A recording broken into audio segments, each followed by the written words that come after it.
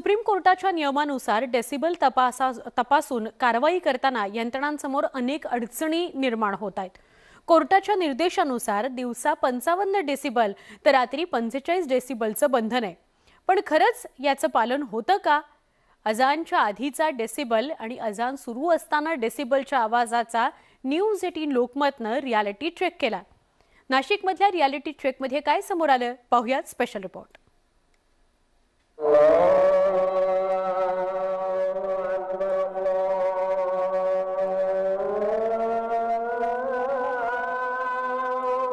वर्दळीच्या रस्त्यावर होणारा गोंगाट आपल्याला स्पष्टपणे ऐकू येतोय। नाशिकच्या चौक मंडईतील जहांगीर मशीद परिसरात आमच्या टीमनं रियालिटी चेक केला। अजानच्या आधी चौकात 80 ते 85 डेसिबल आवाजाची नोंद झाली। अजान सुरू होण्यापूर्वी या ठिकाणचा आवाज नेमका किती आहे ते आपण याच्या माध्यमातून या ॲपच्या माध्यमातून बघणार आहोत। तर आपण हे ॲप आता अशा प्रकारे सुरू करत आहोत आणि या ठिकाणची आवाजाची मर्यादा नेमकी किती डेसिबल आहे या ठिकाणी आपण बघतोय। आपण जर दृश्यांमध्ये बघितलं तर 85 ते 86 डेसिबल इतका आवाज जो आहे तो अजान पठण सुरू होण्यापूर्वीचा आहे। अर्थात या ठिकाणी असलेला आजूबाजूचा गोंगाट, गाड्यांचा आवाज यामुळे या ठिकाणचं डेसिबल जे आहे ते 85 ते 86 इतकं डेसिबल आहे। आणि आता यानंतर या ठिकाणी जी अजान पठण केली जाईल त्यावेळेला नेमकं या ठिकाणचं डेसिबल नेमकं किती असणार आहे हे आपण थोड्याच वेळात बघणार आहोत। भोंग्यांवरून देशातलं राजकारण तापलेलं असल्यानं सुप्रीम कोर्टाच्या निर्णयाचा आधार घेतला जातोय। 18 जुलै 2005 रोजी सुप्रीम कोर्टानं याविषयीचा निकाल दिला। तसंच राज्य सरकारच्या पर्यावरण विभागानं 21 एप्रिल 2009 रोजी आदेश काढला। त्यानुसार डेसिबलची मर्यादा निश्चित करण्यात आली। रहिवासी क्षेत्रात दिवसासाठी आवाजाची मर्यादा 55 डेसिबल तर रात्रीच्या वेळी 45 डेसिबल इतकी निश्चित करण्यात आली।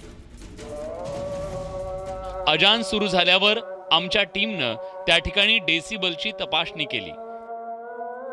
हे ॲप सुरू केल्यानंतर आता आपण या ठिकाणी बघतोय की एकाच वेळेला या ठिकाणी हे अजान पठण सुरू झाल्यामुळे या ठिकाणी यापूर्वीचा जी आवाजाची मर्यादा होती ती 80 ते 85 डेसिबल इतकी होती। हीच मर्यादा आता 85 ते 90 इतक्या डेसिबल पर्यंत जाऊन पोहोचत आहे। अजान सुरू होण्यापूर्वी जो आवाज 80 ते 85 डेसिबल होता तोच आवाज ज्यावेळेला ही अजान सुरू झाली त्यानंतर हा आवाज 85 ते 90 डेसिबल इतका गेलेला आहे। अर्थात 5 डेसिबलनी ही आवाजाची मर्यादा या ठिकाणी वाढतानाचं चित्र आपल्याला पाहायला मिळते। अशा प्रकारचा रियालिटी चेक आपल्याला न्यूज 18 लोकमतच्या पाहणीत दिसून आलाय। अजान सुरू होण्याआधीच परिसरातला गोंगाट आणि वाहनांच्या आवाजामुळे डेसिबलची मर्यादा ओलांडली गेली होती। तर अजान सुरू झाल्यानंतर 5 डेसिबलनं वाढ झाल्याचं न्यूज 18 लोकमतच्या रियालिटी चेकमध्ये स्पष्ट झालंय। मुळात ही 55 डेसिबलची मर्यादा अजान सुरू होण्यापूर्वीच ओलांडली गेली। अर्थात 80 ते 85 डेसिबल हे अजान सुरू होण्यापूर्वीच डेसिबल आपण मोजलं। मात्र अजान सुरू झाल्यानंतर हे डेसिबल 85 च्या 90 पर्यंत जाऊन पोहोचलं। त्यामुळे सरकारची मर्यादा जर आपण बघितली तर ती केवळ 55 डेसिबल इतकी आहे। त्यामुळे आता सरकार या सगळ्या गोष्टींवर कशा प्रकारे मार्ग काढणार आणि ही डेसिबलची मर्यादा न्यायालयाच्या कक्षेत कशी बसवणार हे बघणं महत्त्वाचं ठरणार आहे। व्हिडिओ जर्नलिस्ट हेमंत बागुलसह लक्ष्मण घाटोळ, न्यूज 18 लोकमत, नाशिक। महाराष्ट्राची उपराजधानी नागपुरातही आम्ही मशिदींवरच्या भोंग्यांच्या आवाजाचा रियालिटी चेक केला। छावणी चौक परिसरामध्ये असलेल्या मशिदीमध्ये संध्याकाळी 5 वाजताच्या अजानचा आवाज ज्याची आम्ही मोजणी केली। अजान सुरू असताना आणि अजान संपल्यानंतर किती डेसिबल आवाज नोंदला गेला पाहूयात। आढावा घेतला आमचे प्रतिनिधी तुषार कोहळे यांनी। सध्या मी सदर परिसरामध्ये इथे अजान सुरू झाली। आपण बघूया की ह्या अजानचा डेसिबल किती आहे। जर का तुम्ही या डेसिबल मीटरमध्ये जर का बघितलं तर सध्या आपल्याला पाहू शकता की तुम्ही साधारण 84-83 डेसिबल इथे आवाज ऐकायला येतो। साधारण सर्वोच्च न्यायालयाचे जे काही निर्देश आहे की जर का हा संपूर्ण कमर्शियल परिसर जर का बघितला तुम्ही तर साधारण इथे 65 डेसिबलच्या वर आवाज हा आरोग्यासाठी हानिकारक असतो आणि जी दिवसाची मर्यादा दिली असती ती 55 डेसिबलची दिलेली आहे। मात्र इथे जे सध्याचं आपल्याला जे चित्र पाहायला मिळतं, आपण त्याचा रियालिटी चेक करत आहे, याचा रियालिटी चेकमध्ये आपल्याला हे बघायला मिळतं की या अजानचा जो आवाज आहे साधारण 84-85 डेसिबल पाहायला मिळत आहे। आणि जर का आपण अजान बंद झाल्यानंतर देखील चेक करणार आहे की अजान संपल्यानंतर इथला जो आवाज आहे तो किती डेसिबल असतो. म्हणजे अजानवरनं जे महाराष्ट्रामध्ये राजकारण पाहायला मिळतं त्याचा आपण रियालिटी चेक करत असताना या सर्व गोष्टीचा आपल्याला विचार करावा लागेल की एकीकडे अजान सुरू असताना होणारं ध्वनी प्रदूषण आणि अजान नसताना सामान्यतः रस्त्यावर असणारं ध्वनी प्रदूषण यामध्ये किती फरक असतो. तर आपण सध्या हे आपण बघू की दृश्यांमध्ये की किती जनरली किती डेसिबल हा आवाज आपल्याला पाहायला मिळत आहे.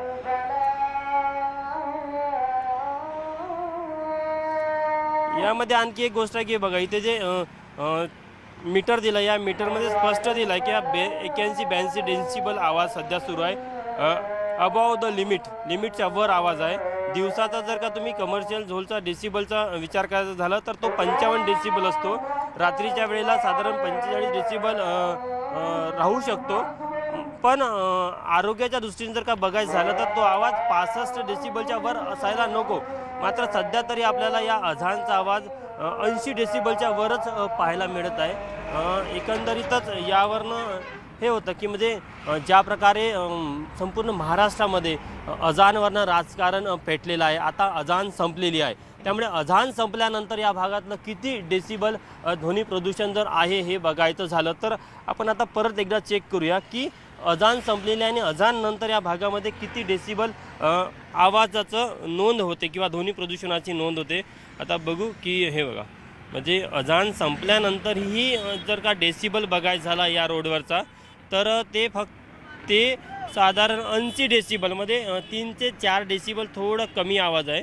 म्हणजे अजान सुरू असताना तो 84-83 डेसिबल होता तो आता 80 डेसिबल झालेला आहे. मध्ये खूप काही फरक पडला असं नाही. मात्र एक गोष्ट आहे का जर का मग अजानच्या आवाजाने नागरिकांना त्रास होतो तर मग हे रस्त्यावर जाणारे वाहतूक असेल या वाहतुकीमुळे निघणारा आवाज असेल किंवा गाड्यांच्या हॉर्नमुळे निघणारा आवाज तो देखील 65 डेसिबलच्या वर असतो जो आरोग्यासाठी हानिकारक असतो. मग त्यावर का प्रश्न उपस्थित केले जात नाही हा देखील एक महत्त्वाचा परिसर आहे. पुढील काळामध्ये निश्चितच महाराष्ट्रामध्ये किंवा देशामध्ये अजानच्या आवाजावरून महाराष्ट्राचं किंवा देशाचं राजकारण ढवळून निघणार आहे. त्यासोबतच या गोष्टीचा देखील विचार करणं तितकंच गरजेचं आहे की रस्त्यावर जाणारे हॉर्न, रस्त्यावर वाजणारे हॉर्न, रस्त्यावर चालणाऱ्या गाड्या याच्या ध्वनी प्रदूषणाचं काय करायचं. व्हिडिओसाठी विलास खडसेसह तुषार कोडे, न्यूज 18 लोकमत, नागपूर. औरंगाबादमध्येही आम्ही मशिदींवरच्या अजानमुळे किती ध्वनी प्रदूषण होतं याचा रियालिटी चेक केला. औरंगाबादेत असरच्या नमाज आधी आणि नमाज नंतर किती डेसिबल आवाजाची नोंद झाली रियालिटी चेक केला आमचे प्रतिनिधी सिद्धार्थ गोदाम यांनी. काही वेळात होईल मात्र त्याआधी मी तुम्हाला मी जिथं उभा आहे तिथं काय डेसिबल हे आहे आपण बघूया. आणि यासाठी मी वापरलेलं निरीचा app national environmental engineering research institute नागपूरची अत्यंत विश्वास करणारी वेबसाईट ही आहे आणि या वेबसाईटचा वापर करून अनेक लोक पोलिसात तक्रार करत असतात. आता साऊंड ट्रॅकरचं मी ऑन करेल या ठिकाणी आणि थोड्या वेळातच आपल्याला एक असा स्क्रीन येतो या ठिकाणी. आणि आता डेसिबल किती आहे आता अजान सुरू झालेलं नाही तरी किती डेसिबल आहे हे मी तुम्हाला स्टार्ट करून दाखवतो. हे झालेलं स्टार्ट आणि आपण बघतोय की 70 ते 74 पर्यंत डेसिमल या ठिकाणी आता आहे. मात्र अजान सुरू झालेली नाही आणखी. आणि आपण बघतो की ते डे लाईटमध्ये जे मी आहे ना रेसिडेन्शियल डे टाईममध्ये ऑप्शनमध्ये हे रेकॉर्ड करतोय त्यामध्ये डे लाईटमध्ये 55 डेसिबल एवढं जास्तीत जास्त आवाज असायला पाहिजे. आणि नाईटमध्ये जवळपास 45 डेसिमल जो आहे या ठिकाणी आवाज असायला पाहिजे. आता बघतोय आपण 75च्या आसपास या ठिकाणी जो आहे दाखवतोय या ठिकाणी डेसिबल. मात्र 55 आणि 55च्या वर जास्त आहे म्हणजे लिमिटच्या वर आवाज आहे. मात्र या ठिकाणी अजान सुद्धा नाहीये किंवा इतर वाहनं सुद्धा माझ्या आजूबाजूने कुठून जात नाहीत. त्यामुळं तरी या ठिकाणी जे आहे 75 आता 75-74 वर आलेला आहे. म्हणजे पक्षाचा आवाज सुद्धा या ठिकाणी काउंट केला जातोय. एकंदरीतच बघितलं तर आपण जे डेसिमल आहे 74 डेसिमल आहे. आता काही वेळेमध्येच जे आहे या ठिकाणी अजान सुरू होईल.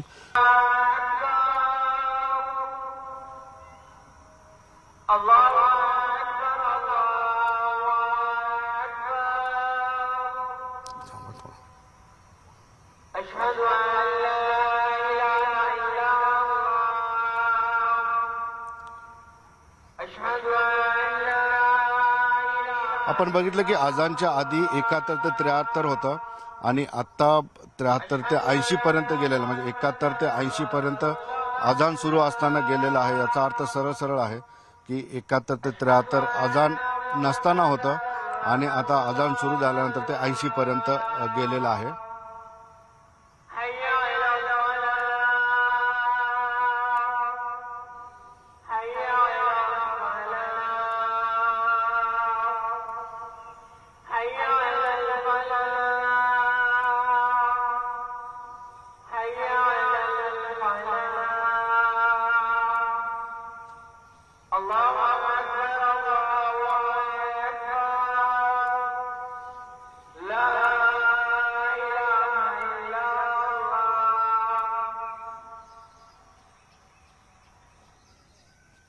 बघितलं आपण ते 80.5 पर्यंत गेले, जे 70 ते 71 पर्यंत होतं. आता अजान थांबलेली आहे. मी पुन्हा एकदा प्रयत्न करतो की आता नेमकं किती डेसिबल पर्यंत जातं. बघतोय आपण पुन्हा ते आलं 60च्या आसपास आले, 70 ते 70 पर्यंत.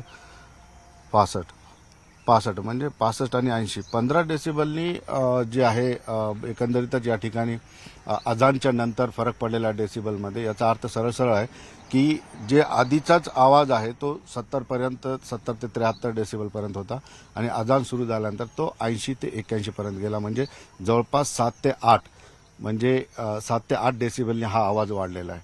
म्हणजे आधीच फार मोठ्या प्रमाणात आवाज आहे आणि त्यामध्ये अजानची 7 ते 8 किंवा 10 पॉईंटपर्यंत भर पडते. सुधीर जाधवसह सिद्धार्थ गोदाम, न्यूज 18 लोकमत, औरंगाबाद. मशिदींवरील भोंग्यांविरोधात रान पेटवणाऱ्या मनसेनं आता मशिदींमधील सीसीटीव्हीकडेही आपली नजर वळवली आहे. मनसे नेते बाळा नांदगावकर यांनी मंदिरात सीसीटीव्ही आहेत, मग मशिदीत का नाहीत असा सवाल केलाय. पाहुयात रिपोर्ट.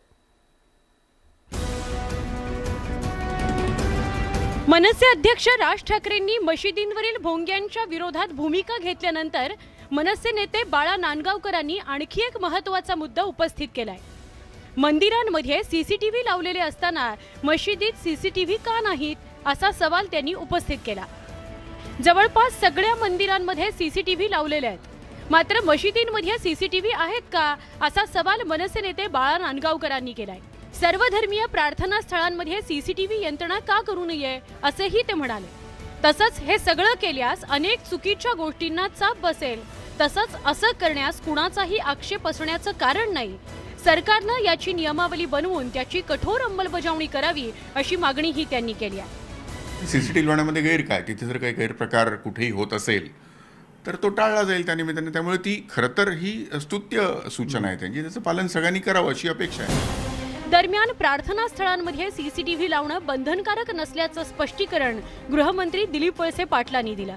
मंदिरात स्वच्छेनं सुरक्षितेच्या दृष्टीनं जर सीसीटीव्ही लावले असतील आणि बाकीच्या प्रार्थना स्थळात सुद्धा कोणाला लावायचे असतील तर त्याला सरकारचा काही विरोध असायचं काही कारण नाही.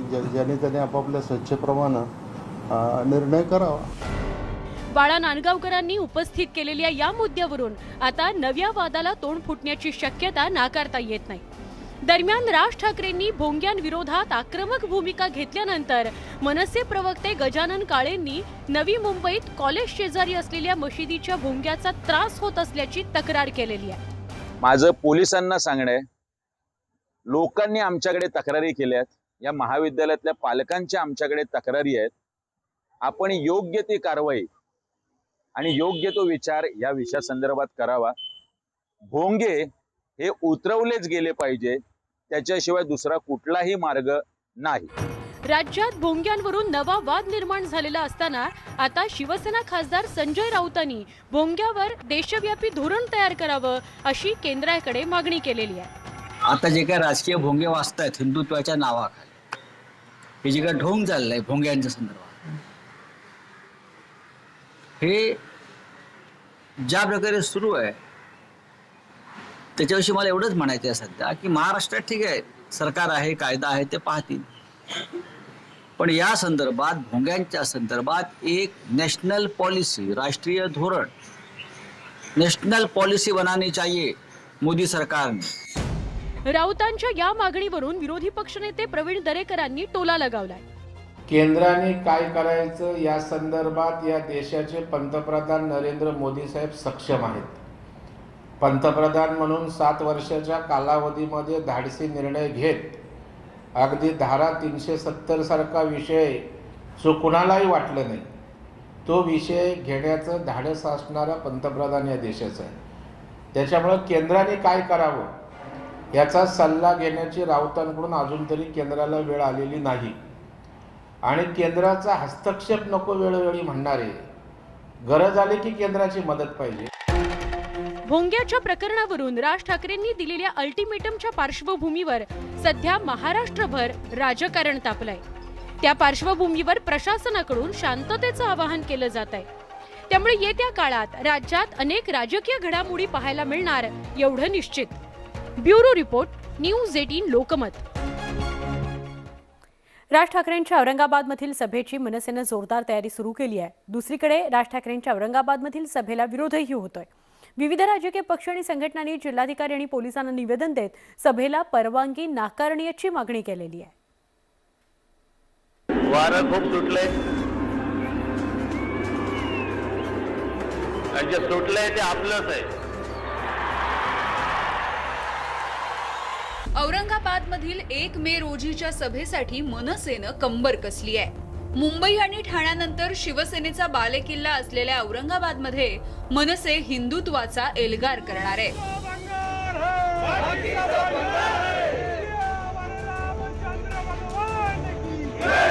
मनसेच्या या सभेचं काउंटडाऊन आता सुरू झालं असतानाच आता राज ठाकरेंच्या सभेविरोधात राजकीय पक्ष आणि संघटना एकवटल्याचं बघायला मिळतंय.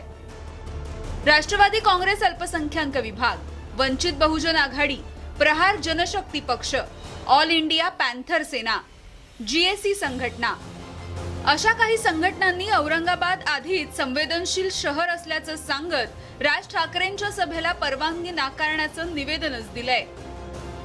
औरंगाबाद हे पूर्वीपासून सेन्सिटिव्ह आहे. याच्यामध्ये हिंदू मुस्लिम दंगली होऊ नये यासाठी आम्ही त्या ठिकाणी त्यांच्या सभेला विरोध करतोय. आणि आम्ही त्यांना या ठिकाणी पोलीस आयुक्ताला सांगितलंय की आपण परवानगी देऊ नका. परवानगी दिली तर वंचित बहुजन आघाडी सुद्धा रस्त्यावर उतरून विरोध करेल. दुसरीकडे औरंगाबादमधील स्थितीचा आढावा घेऊन पोलीस परवानगीचा निर्णय घेतील अशी माहिती गृहमंत्र्यांनी दिली. अशा प्रकारची निवेदनं औरंगाबादच्या पोलीस आयुक्तांच्याकडे आलेली आहेत. पोलीस आयुक्त स्थानिक परिस्थिती पाहून त्याबाबतचा निर्णय योग्य वेळेला घेतील. दरम्यान मनसेनं मात्र परवानगी मिळो न मिळो सभा तर होणारच असा दावा केलाय. सभा 100% होणार आहे. सभा 100% होणार आहे. परवानगी पण मिळेलच, कारण आम्ही सगळ्या फॉर्मॅलिटीज पूर्ण केल्यात. सन्माननीय पोलीस बांधवांनी ज्या ज्या आम्हाला कागदपत्र मागितले होते सगळे कागदपत्रांची आम्ही पूर्तता केलेली आहे. त्यामुळे परवानगी निश्चित मिळेल. परवानगीला कुठं अडचण येणार नाही. विरोधी पक्ष इतके हादरलेले आहेत की त्यांना राजसाहेबांनी बोलूच नये अशी इच्छा आहे.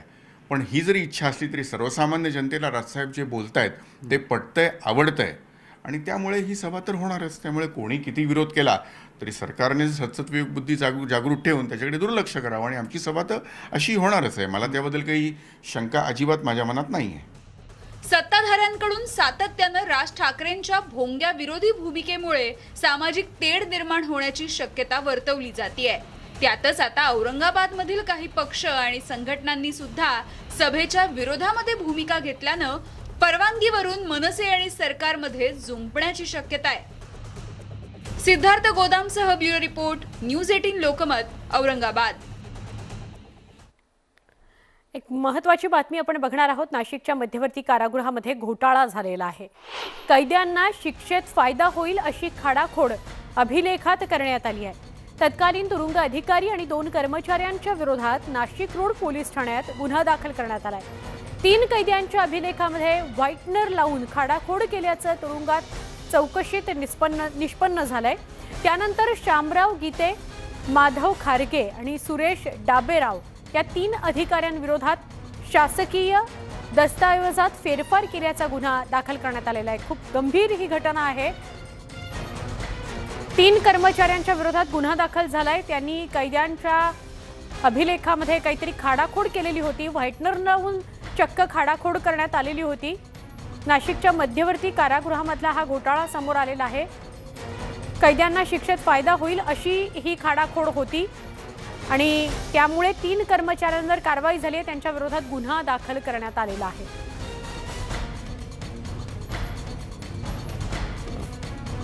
नाशिकच्या मध्यवर्ती कारागृहातून ही बातमी आहे. कैद्यांना सोय व्हावी, त्यांचा फायदा व्हावा याकरता खाडाखोड करण्यात आली, फेरफार करण्यात आले. अभिलेखामध्ये आमचे प्रतिनिधी लक्ष्मण घाटोळ आपल्या सोबत आहेत. लक्ष्मण, फारच गंभीर प्रकार आहे. खरं तर अतिशय धक्कादायक असा हा प्रकार आहे. 2017 सालचं हे प्रकरण आहे. 2017 साली 3 कैदी होते, ज्यामध्ये 2 खुनाच्या गुन्ह्यातील कैदी होते आणि एक रॉबरी आणि इतर गुन्ह्याच्या संदर्भातला आरोपी जो होता तो न्यायालय कोठडीमध्ये होता. मात्र या सगळ्या प्रकरणामध्ये या 3 आरोपींच्या शिक्षेमध्ये त्यांना फायदा होईल अशा प्रकारची फेरफार त्या दस्तामध्ये नोंदवहीमध्ये करण्यात आली आणि त्यातून या आरोपींना फायदा झाला अशा प्रकारची तक्रार जी आहे ती जेल अधीक्षकांकडे प्राप्त झाली होती. त्यानंतर 2020 मध्ये या संपूर्ण प्रकरणाची चौकशी नेमण्यात आली.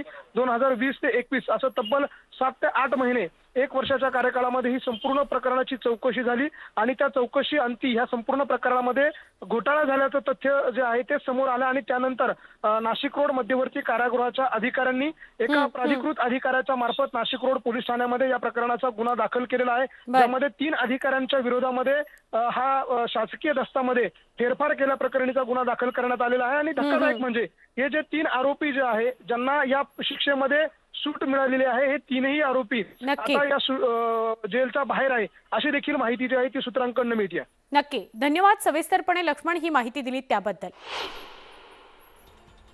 या बातमीसह बातमी आणि बरंच काही या बुलेटिनमध्ये इथेच थांबणार आहोत. news18lokmat.com या युट्यूब चॅनलला सबस्क्राईब करा, फेसबुक, ट्विटरवर फॉलो करा, इंस्टाग्रामवरही फॉलो करा. पहा फक्त News18 लोकमत.